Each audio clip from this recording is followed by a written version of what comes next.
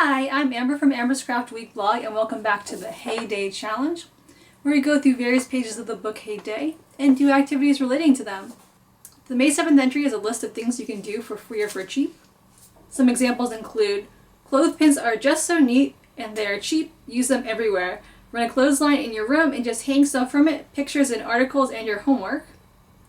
They also have glitter and glue are fabulous things that cost little dough, and they add sparkle and shine to everything.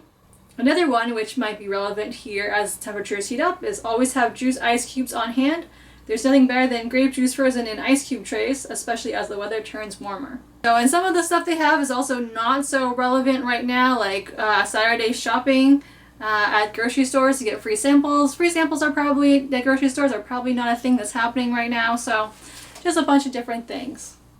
In the spirit of doing things for free or for cheap, I decided I'd bring you a craft today which involves materials you probably already have in your home. The first thing you're going to need is a toilet paper roll.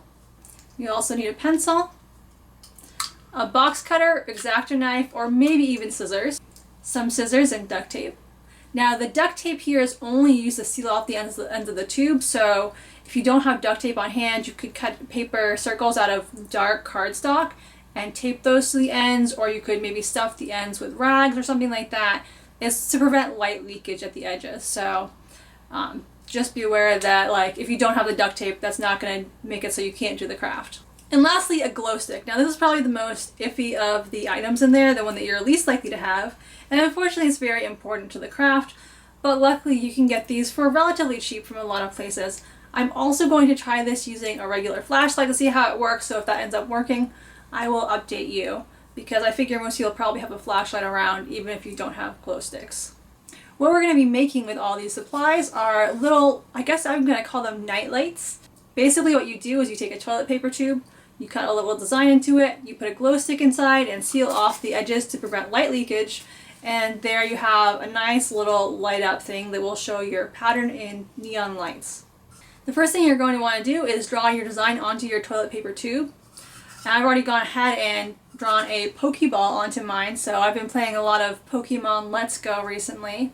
Brian and I got ourselves a Switch as kind of like a graduation present to us since we just finished our PhDs.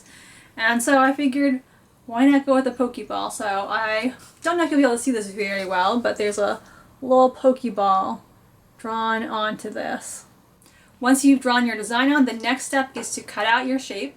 I'm going to be doing this off camera because I am a little dangerous with sharp tools if I'm not paying enough attention, so I'll do that off screen. This is what my roll looks like now that I've cut the Pokeball shape out of it.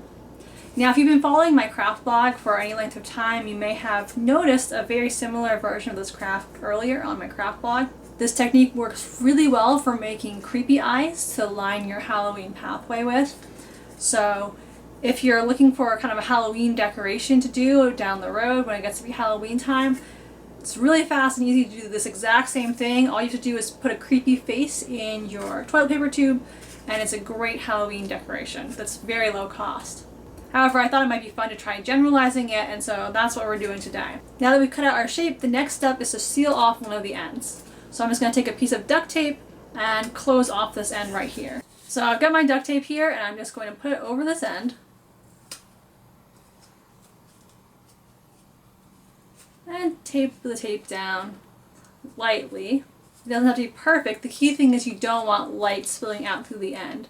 So you just want to fold it over a little bit to kind of keep the light from spilling out. Now from here you can do one of two things depending on whether you have a glow stick or not. Now if you have a glow stick, the next thing you're going to want to do is take your glow stick, and you'll want to break it at this point in time. I'm actually going to be using the flashlight for the demonstration part because I tested that in the bathroom and it looks like it's going to work. But if you want to see the glow stick version in action, I'll link to my craft blog post where I did the creepy eyes below. And then you just wrap it up in a little bit of wax paper.